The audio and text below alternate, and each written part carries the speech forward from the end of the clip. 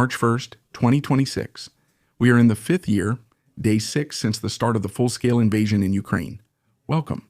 I greet you to the Situation Report. But today we're not looking at Ukraine. Today we're taking a look at the Middle East. We'll take a look at what happened in Iran, and of course we'll also look at the effects on Russia and the war in Ukraine. On Saturday night at 1:15 a.m. local time, a military operation began that could permanently change the strategic balance in the Middle East. Under the name Operation Epic Fury, the United States, together with Israel, launched coordinated missile and airstrikes against targets in Iran. According to the United States Central Command, the strikes targeted facilities of the Islamic Revolutionary Guard Corps, command and control structures, air defense systems, missile and drone launch bases, as well as military airfields. The goal was to eliminate immediate threats and to deliberately weaken the security architecture of the Iranian regime. They were published. There were also recordings of missile launches or aircraft takeoffs from United States warships, the launch of fighter jets from aircraft carriers, as well as surveillance images of allegedly targeted sites. United States President Donald Trump spoke of major combat operations and announced decisive measures to defend American interests. Israel simultaneously confirmed its own attacks, but how did it come to this? The operation was officially justified by the need to neutralize acute threats posed by Iranian missile and drone capabilities. The background is ongoing gunfire, tensions, regional proxy conflicts, attacks on United States interests, as well as the strategic partnership between Washington and Jerusalem. In recent months, the situation had increasingly intensified. With this operation, a new level of escalation has been reached. For the first time in quite a long while, the United States is openly and directly attacking military infrastructure on Iranian territory.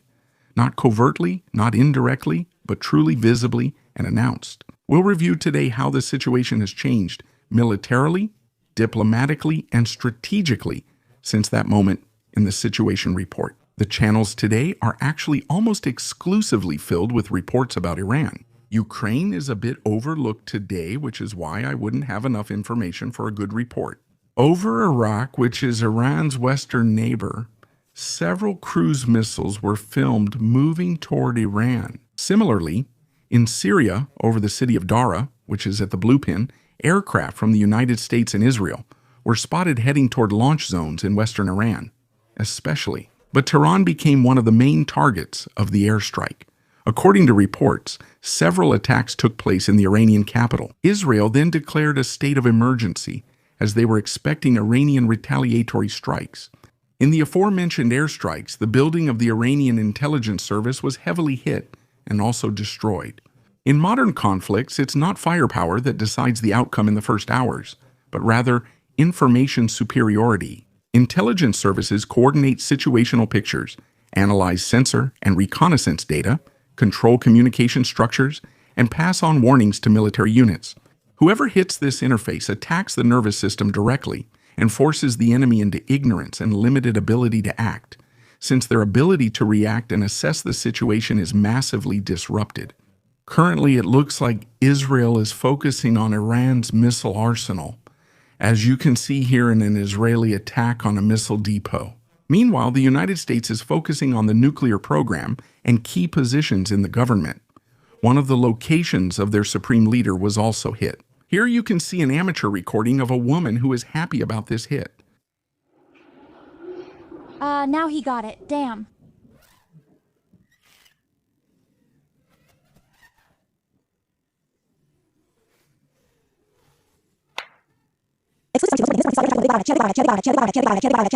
In this performance, we saw something very important. In this speech, we once again demonstrated a very important perspective. One of his properties was completely destroyed. Here is the satellite image of it. And by the way, he also died, confirmed by Iranian state media. Likewise, the death of Amir Hatami, a major general and former defense minister of Iran, was announced, but confirmation from Iran is still missing. However, the former president of the Iranian government is considered confirmed.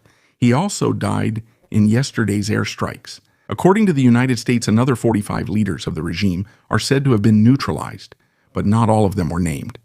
Iran then launched retaliatory strikes. Here we see a map of the first attacks on Israel, and the United States naval base in Bahrain was also targeted by an Iranian attack.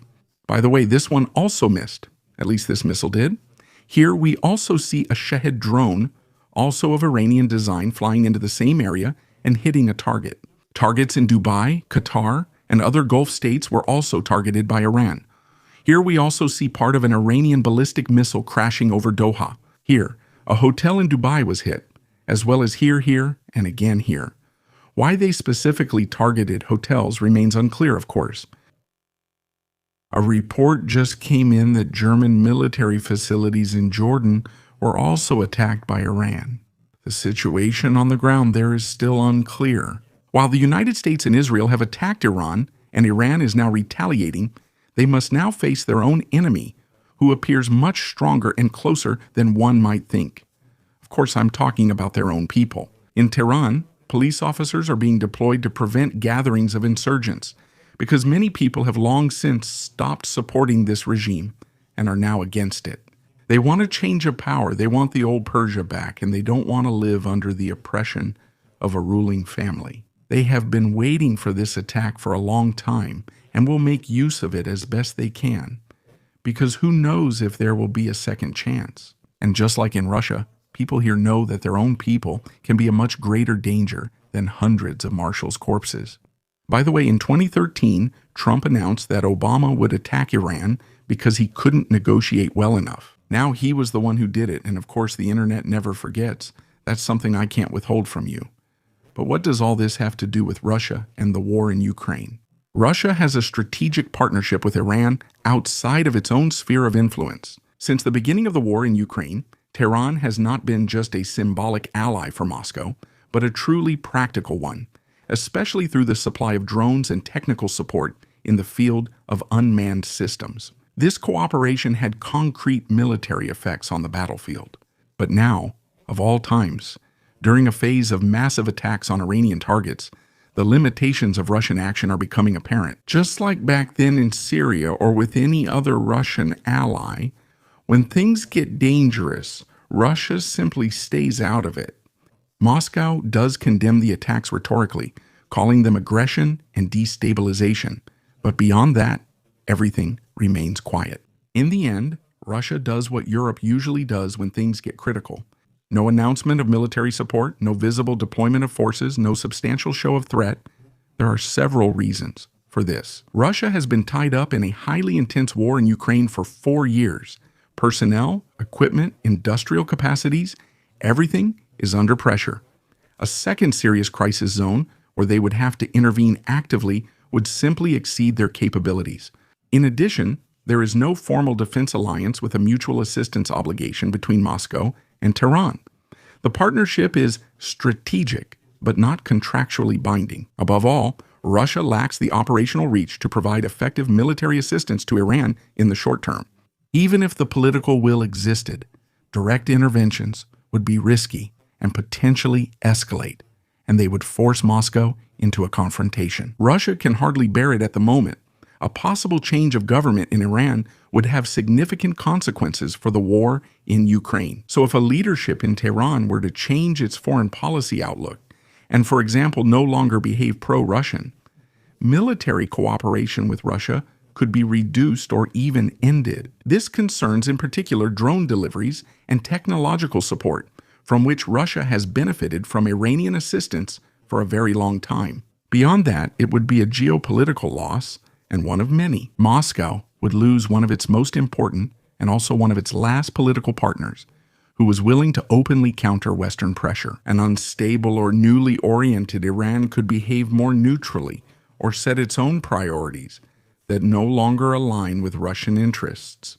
In short, Russia is currently no longer able to decisively help its ally, and if the power structure in Tehran changes, this could indirectly weaken Moscow's position in the war in Ukraine as well. And so, once again, we have the Ukraine crisis here.